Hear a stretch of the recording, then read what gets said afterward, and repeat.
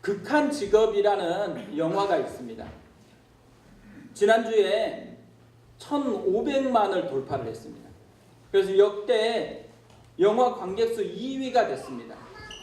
저는 아직 보지를 못했거든요. 그러다 보니까 더 궁금한 거예요. 이 영화가 어떤 영화이기 때문에 이렇게 사람들이 열광하는지 궁금해가지고요. 검색을 좀 해봤습니다. 영화 줄거리는 그렇게 막 복잡한 것 같지는 않더라고요. 이렇게 소개를 해놓았습니다. 불철주야 달리고 구르지만 실적은 바닥. 급기야 해체 위기를 맞는 마약반. 더 이상 물러설 곳이 없는 팀의 맏형 고반장은 국제범죄조직의 국내 마약 밀반입 정황을 포착하고 장영사, 마영사, 영호, 재훈까지 4명의 팀원들과 함께 잠복 수사에 나선다. 마약반은 24시간 감시를 위해 범죄조직의 아지트 앞 치킨집을 인수해 위장 창업을 하게 되고 뜻밖의 절대 미각을 지닌 마영사의 숨은 재능으로 치킨집은 일량 맛집으로 입소문이 나기 시작한다. 수사는 뒷전. 치킨 장사로 눈꽃 뜰 새 없이 바빠진 마약반에게 어느 날 절호의 기회가 찾아오는데 범인을 잡을 것인가, 닭을 잡을 것인가. 검색하다 보니까요, 이 영화가 영향력이 좀 세긴 센 것 같아요. 대박을 맞은 곳이 있었습니다. 수원 팔달문 인근의 통닭거리입니다. 이 영화에 이런 대사가 있나 봐요. 지금까지 이런 맛은 없었다. 이것은 갈비인가 통닭인가. 수원 왕갈비 통닭입니다. 그래서 이 멘트 때문에요, 이 통닭거리가 유명하게 됐는데, 이 통닭거리에 진짜로 왕갈비 통닭을 파는 가게가 있대요. 그래가지고 사람들이 몰려와가지고 이 가게뿐만 아니라 주변에 있는 10개의 통닭집도 대성황을 이루고 있다라고 얘기합니다. 또 검색을 하는데요, 우연히 한 목사님이 이 영화를 봤나 봐요. 그리고 이 영화를 보면서 자기가 받은 은혜를 글로 기록을 해 놓았습니다. 이분은 영화의 한 대사에 꽂혀가지고요, 그 대사가 굉장히 은혜가 됐었나 봐요. 이 목사님이 은혜 받은 대사가 어떤 대사냐면, 치킨집이 너무 잘 되니까 범인을 잡는 사명보다는 닭 잡는 데만 몰두하는 동료를 보고서 한 말이에요. 범인을 잡으려고 치킨집을 하는 겁니까? 아니면 치킨집을 하려고 범인을 잡는 겁니까? 이 대사를 듣고서 이렇게 적어놨어요. 이 목소리를 듣는 순간 하나님이 저에게 강력히 묻고 계심을 느꼈습니다. 근데 사실 저는 이분의 이 글을 읽는데요, 하나님께서 그 목사님에게 말하지 않고 저에게 강력하게 묻고 있다라는 생각이 들었습니다. 양 목사, 너는 나를 위해 목회를 하는 거냐? 아니면 목회를 하려고 나를 이용하는 거냐? 너는 나를 위해서 설교하는 거냐? 아니면 설교를 하기 위해서 내가 필요한 거냐? 사실 이 질문 앞에서요, 마음에 돌이키면서 다시 하나님 앞에 변질되지 않고 본질만 붙들고 살아가는 그 사람이 되게 해달라고 간절히 기도를 했습니다. 우리는 어떨까요? 우리는 이런 기도가 필요치 않을까요? 우리는 변질되지도 않고 본래 사명대로 그렇게 잘 살아가고 있나요? 하나님을 위해서 일을 하는 것입니까? 아니면 성공을 위해서 하나님이 필요한 것입니까? 하나님을 위해서 공부를 하는 것입니까? 아니면 합격 때문에 하나님이 필요한 것입니까? 사실 오늘 본문을 보면요, 이 질문을 들어야 할 사람들이 나옵니다. 베드로와 모든 제자들입니다. 오늘 본문은 단지 예수님과 베드로의 대화가 아닙니다. 베드로에게만 하신 말씀이 아니에요. 제자들 모두에게 하신 말씀입니다. 그것을 어떻게 알 수 있냐면 33절을 보면 알 수 있어요. 예수께서 돌이키사 제자들을 보시며 베드로를 꾸짖어 이르시되 사단아 내 뒤로 물러가라. 내가 하나님의 일을 생각하지 아니하고 도리어 사람의 일을 생각하는도다 하시고. 얼마나 치명적이고 심각한 말입니까? 그런데 예수님이 베드로에게 이 말씀을 하시기 전에 한 가지 하는 행동이 있어요. 돌이키사 제자들을 보시며. 무슨 의미겠어요? 예수님이 처음으로 십자가와 부활을 얘기했을 때 단지 베드로 한 사람이 그걸 반대하는 것이 아니었다라는 거죠. 모든 제자들이 베드로와 같은 생각을 하고 있는 거예요. 단지 베드로가 제자들을 대표해서 이야기하고 있다라는 거죠. 베드로 한 사람이 아니고 모든 제자들이 방향을 잃어버렸습니다. 범인을 잡아야 되는데 닭 잡는 데만 열중하고 있는 꼴이라는 거죠. 그래서 예수님이 모든 제자들에게 정신을 차리라고 이 말씀을 하신 거예요. 본래 제자됨으로 돌아가라는 거죠. 이것이 제자들을 향한 주님의 마음이에요. 근데 우리를 보면서는 어떻게 생각할까요? 우리도 혹시나 제자들처럼 방향을 잃어버렸다면 오늘 이 말씀을 주님의 음성으로 들어야 됩니다. 그런 의미에서 오늘 말씀을 통해서 제자들이 다시 올바른 방향으로 나아가기 위해서 깨달아야 하는 그것을 좀 살펴보려고 합니다. 두 가지를 발견을 했는데요. 첫 번째로는 올바른 방향으로 나아가기 위해서 깨달아야 하는 것이 있다면 자신의 연약함을 깨달아야 한다는 것입니다. 아무도 보는 이가 없을 때 진정한 인격이 드러난다고 합니다. 그런데요, 보는 사람이 있는데도 인격이 드러날 때가 있습니다.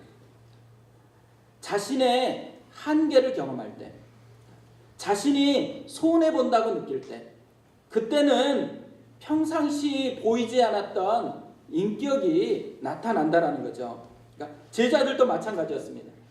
방금 예수님이 너희는 나를 누구라고 하느냐 물었을 때 베드로가 주는 그리스도시라고 그렇게 대답을 했어요. 당신이 진짜 기름 부음 받은 만왕의 왕이라는 말이죠. 베드로가요, 이렇게 고백하는 내용만 보면 굉장히 신앙이 잘 자란 것 같아요. 3년 동안 예수님과 교제하고 또 기적의 현장에서 체험하면서 예수님이 진짜 하나님이셨다라는 것을 알고 그렇게 고백한 것 같은 그런 느낌이 들어요. 그리고 예수님도 이 고백, 이 베드로의 신앙 고백을 시작점으로 해서 새로운 길을 시작을 하세요. 특별히 제자들에게 자신이 걷는 새로운 길이 무엇인지를, 그것이 무엇을 의미하는지를 설명을 합니다. 31절인데요. 인자가 많은 고난을 받고 장로들과 대제사장들과 서기관들에게 버림받아 죽임을 당하고 사흘 만에 살아나야 할 것을 비로소 그들에게 가르치시되. 왕의 길은 맞는데 제자들이 생각하는 그런 왕의 길이 아니었습니다. 새로운 왕의 길이에요. 고난을 받고 십자가의 죽음을 통해서 죄의 노예로 살아가고 있는 영혼들을 살리고자 하는 그런 길이었습니다. 우리 인간의 문제가 뭘까요? 누군가는 대가를 지불하지 않으면 해결할 수 없는 죄의 노예로 살아간다는 거죠.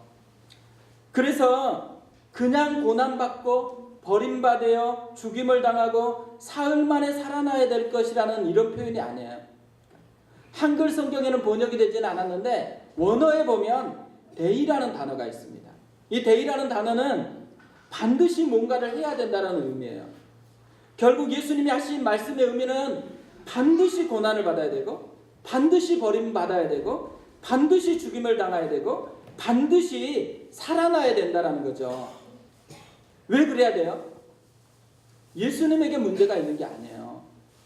그것 외에는 우리 자신이 답이 없기 때문에, 그것 외에는 인간에게 답이 없기 때문에, 우리의 유일한 살 길이 거기에 있기 때문이라는 거죠. 이 말을 하자마자 그렇게 신앙 고백이 멋지게 보였던 베드로의 본래 모습이 드러납니다. 32절인데요. 드러내놓고 이 말씀을 하시니 베드로가 예수를 붙들고 항변하매, 예수를 붙들고 항변하매. 항변하매라는 이 말은 오늘 8장에 3번이나 나오거든요. 한글 성경에는 각각 다르게 번역이 되어 있습니다. 첫 번째 사용된 것은 30절이에요. 이에 자기의 일을 아무에게도 말하지 말라 경고하시고, 이곳에서 경고하시고, 이 말이 같은 의미입니다. 세 번째로 사용된 것은 33절입니다. 예수께서 돌이키사 제자들을 보시며 베드로를 꾸짖어 이르시되 사단아 내 뒤로 물러가라. 내가 하나님의 일을 생각하지 아니하고 도리어 사람의 일을 생각하는도다 하시고. 어느 말씀이 해당할까요? 꾸짖어. 경고하시고 항변함에 꾸짖어. 다 다르게 번역됐지만 에피티마오라는 같은 동사에서 나온 말입니다. 이 말은 원래 책망하다, 꾸짖다라는 그런 의미입니다. 예수님이 악한 영적 세력을 꾸짖었을 때 사용했던 그 단어예요. 그러니까 굉장히 강력한 의미를 담고 있는 그런 단어거든요. 근데 이 말을 지금 베드로가 사용을 해요. 누구에게 사용해요? 예수님께 사용을 하고 있습니다. 이 32절을요, 조금 더 느낌이 있도록 새 번역을 한번 읽어드리겠습니다. 예수께서 드러내놓고 이 말씀을 하시니 베드로가 예수를 바짝 잡아당기고 그에게 항의하였다. 이곳에 드러난 베드로와 제자들의 본 모습이 뭐겠어요? 처음 고백만 봤을 때는 되게 성숙해 보였는데 실상은 완전히 미숙한 모습이라는 거죠. 예수님을 잡아당기며 책망하면서까지 대들고 있는 거예요. 왜 이렇게 제자가 스승에게 이렇게 책망하면서 무례하게 대들고 있을까요?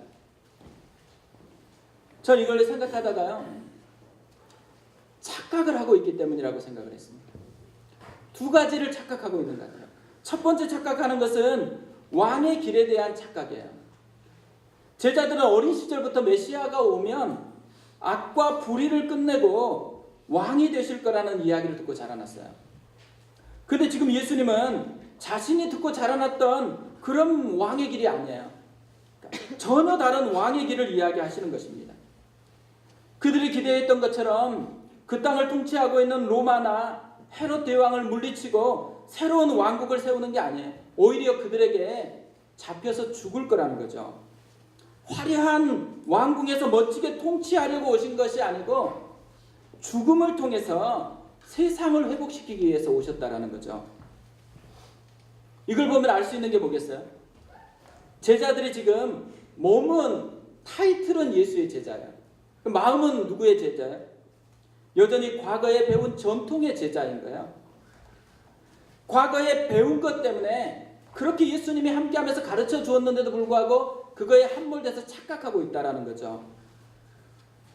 또 하나 착각하는 것은 자신들의 위치를 착각합니다. 사실 제자들이 이렇게까지 실제적으로 대들고 지금 따지는 이유가 어디 있겠어요? 자기의 꿈이 무너졌기 때문에 그래요. 자기 욕망을 무너뜨리고 있기 때문에 그런 거죠. 제자들은 지금 예수님이 왕이 되면 자신들도 한 자리 차지할 욕망을 품고 따르고 있는 것이거든요. 그런데 지금 예수님께서 전혀 자기의 기대와는 다른 그 길을 지금 이야기하고 있는 거죠. 제자들이 자기의 위치를 착각하고 있는 것입니다. 제자들이 자기들이 예수님을 3년 정도 따랐기 때문에 이 정도 따랐으면 적어도 이 정도는 누릴 수 있다고 생각하는 거예요. 그리고 적어도 이 정도는 요구할 자격이 있다고 생각한 거죠. 근데 생각해 보세요. 베드로나 제자들의 첫 출발선이 어땠었는지. 베드로의 첫 제자의 출발은 이 고백을 통해서 출발했습니다. 주여 나를 떠나소서 나는 죄인이로소이다. 은혜의식에서 출발했어요. 그래서 3년 정도 예수님을 따랐다고 자신이 변했다고 생각하는 거예요. 이 정도 헌신했으면 이 정도 요구할 수 있는 자격은 갖춘 그 사람이 됐다라고 공로의식이 지금 자기를 지배하고 있는 거죠. 사실 지금까지 예수님의 가로등 불빛을 힘입어서 달리고 있었거든요. 자신들의 헤드라이트 불빛으로 달리고 있는 게 아니었어요. 근데 제자들은 자기 힘으로, 자기의 헤드라이트로 그렇게 달리고 있다고 착각한 거죠. 그러면서 자기가 이렇게 심각하게 변질되었는데도 불구하고 그걸 깨닫지 못하고 있다는 것입니다. 지금 예수님께서 이 고난, 죽음, 부활을 이야기할 때 제자들이 진짜로 깨달아야 됐던 게 뭘까요? 이 착각에서 벗어나야 되는 거예요.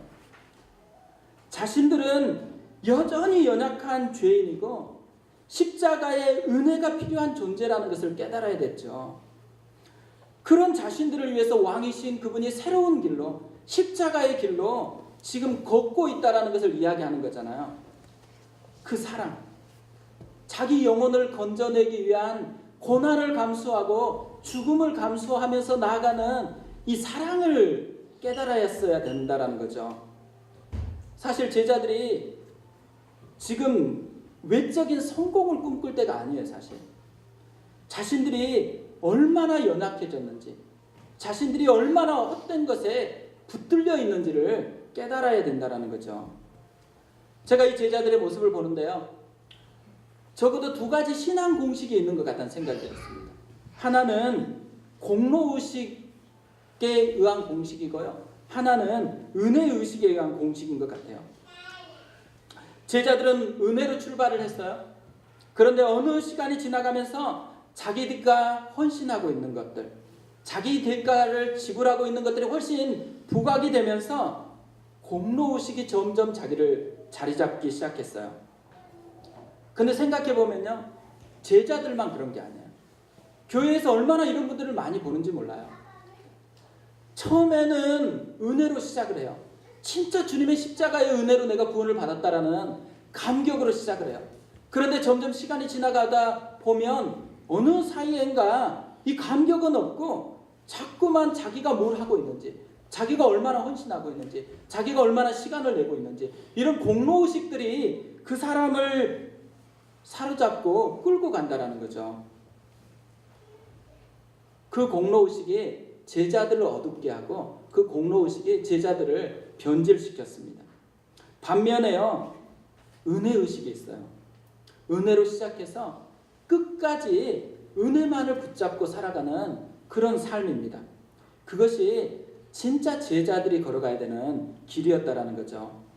그래서 예전에 이런 제자의 삶을 살았던 우리 신앙의 선배들이 자주 불렀던 찬송이 있어요.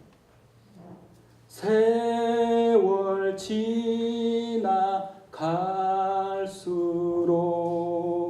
의지할 것뿐일세, 무슨 일을 당해도 예수지합니다.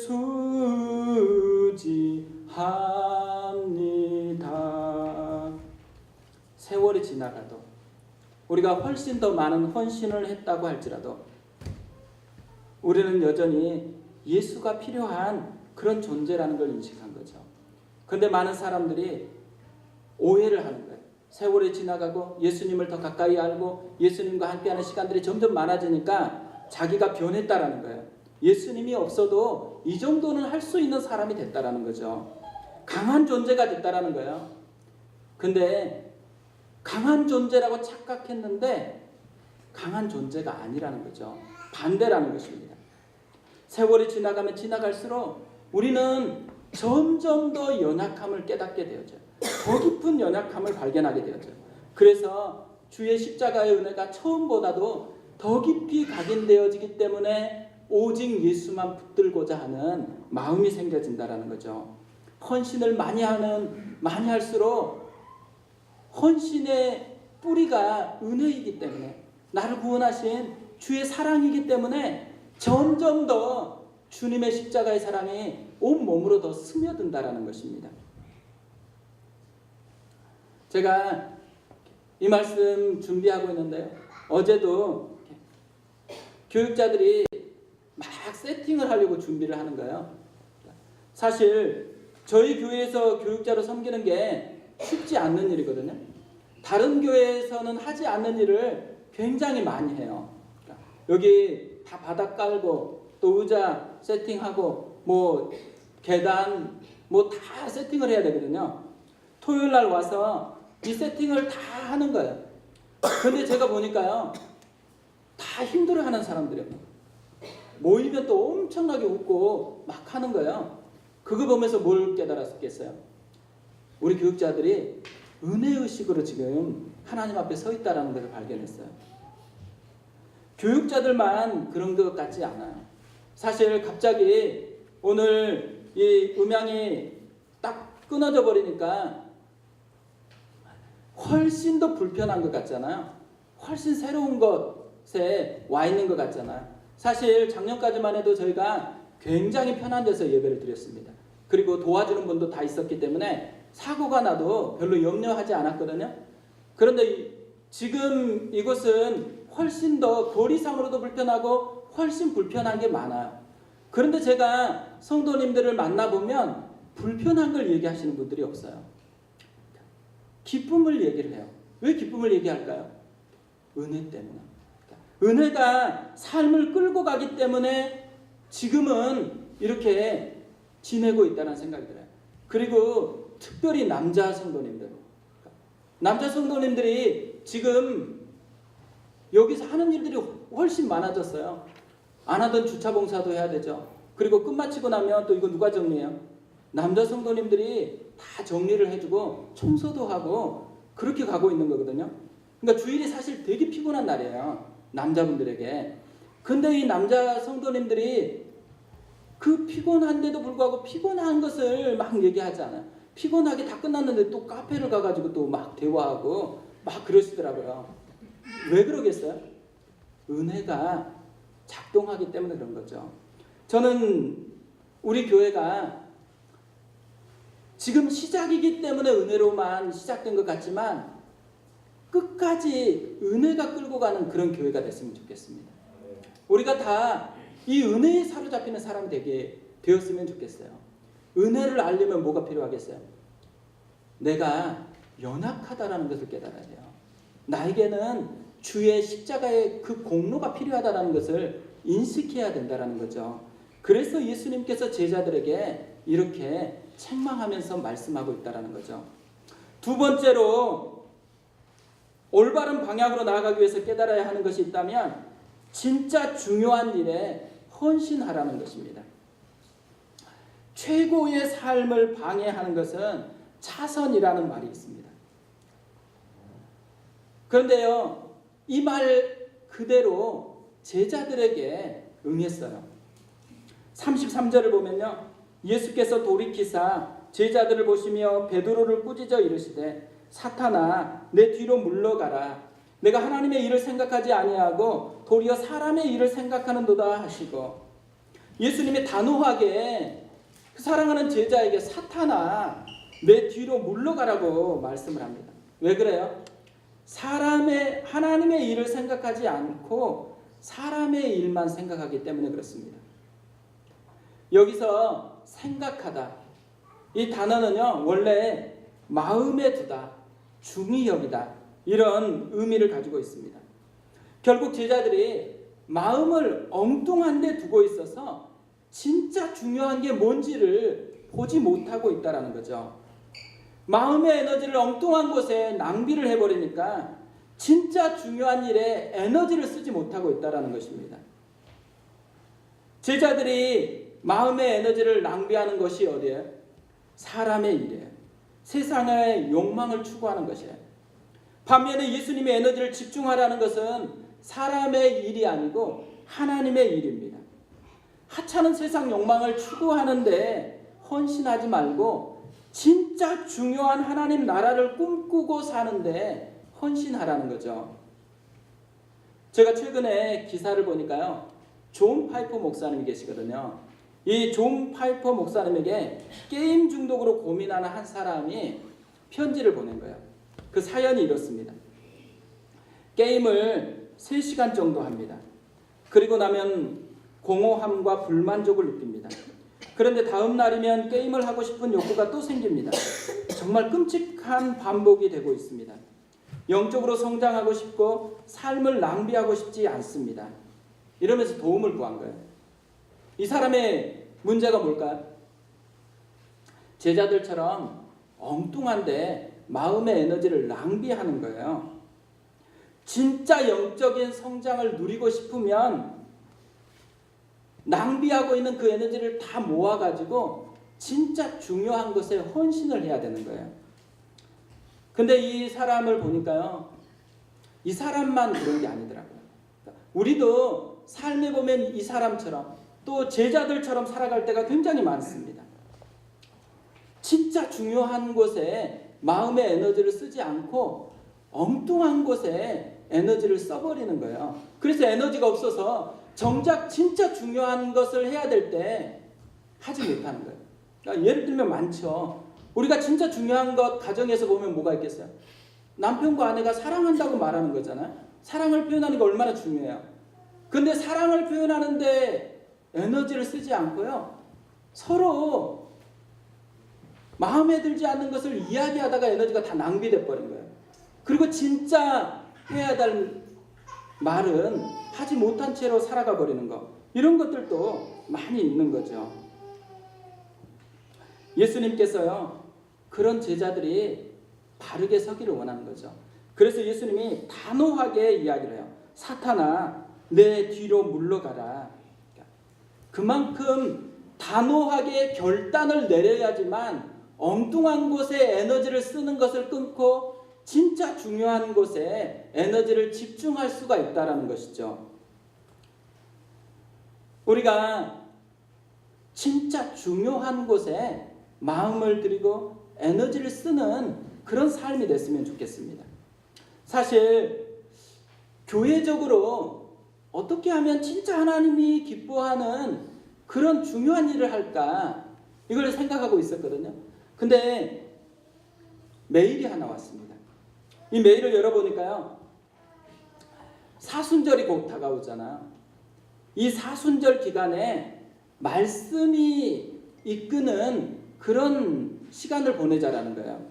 그래서 사순절 기간에 신약을 한번 통독하자라는 그런 메일이 왔습니다.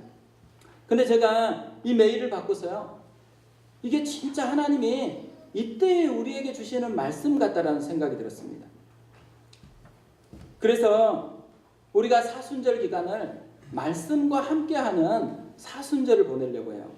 다음 주에 저희가 말씀 통독 카드를 나눠줄 거거든요. 사실 통독을 하려고 하다 보면 너무 분량이 많으면 지쳐가지고 하다가 멈춰가지고 기쁨을 유지하는 게 아니라 실패감을 그렇게 가지는 분들이 많더라고요. 그래서 3종류로 개인이 성경 읽을 수 있는 카드를 주려고 해요.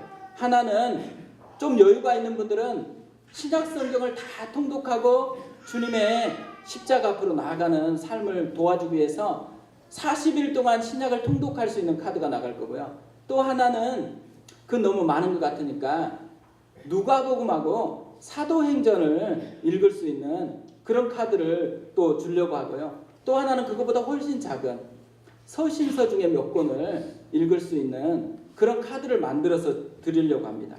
그리고 실제로 우리가 사실 카드를 주면 처음에는 열정을 가지고 읽는데 조금 있으면 잘 못 읽어져요.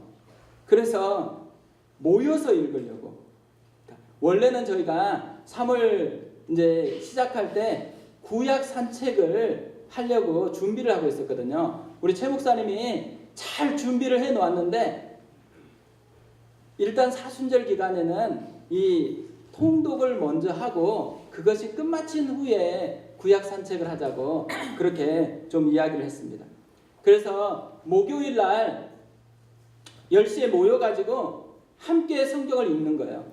읽고 은혜가 된 하나님이 말씀을 통해서 나에게 말씀한 것을 듣고 서로 나누고 기도하고 마치는 그런 시간을 가질 거거든요. 그리고 혹시라도 남자분들이나 아까도 광고했지만 여직장에서 그걸 하고 싶다 그러면 토요일 날 신청해 주시면 또 그 모임을 통해서 한 권 한 권 말씀을 가까이 하는 그런 시간을 가지려고 합니다. 사실 우리가 어떤 섬김을 하고요, 시간을 내서 뭘 많이 봉사를 하는 것도 하나님이 되게 중요하게 여겨요. 근데 진짜 하나님이 중요하게 여기는 게 뭐예요? 자기를 가까이 하는 것, 자기에게 마음을 주는 것, 자기를 알아가는 것, 이것을 훨씬 더 주님이 소중히 여기죠. 주님은 우리와 마음이 이어지기를 원해요. 우리와 사귀기를 원하죠. 그래서 그 사귐을 위해서 말씀 앞으로 나아가고 하나님 앞으로 가까이 가는 그런 사순절을 맞이했으면 좋겠습니다. 이제 말씀을 마무리하려고 하는데요, 서두에 얘기했던 극한 직업의 그 대사, 범인을 잡으려고 치킨집을 하는 겁니까? 아니면 치킨집을 하려고 범인을 잡는 겁니까? 우리는 진짜 예수의 제자답게 살아갔으면 좋겠습니다. 그러기 위해서 은혜의식, 끊임없이 시간이 지나가면 지나갈수록 변질되지 않고 예수의 십자가의 은혜를 붙들고 살아가는 그 역사가 있었으면 좋겠습니다. 그리고 엉뚱한 것에 에너지를 낭비하지 않고 진짜 중요한 것에 에너지를 집중해서 헌신하는, 하나님을 가까이 하는 그런 삶이 되었으면 좋겠습니다.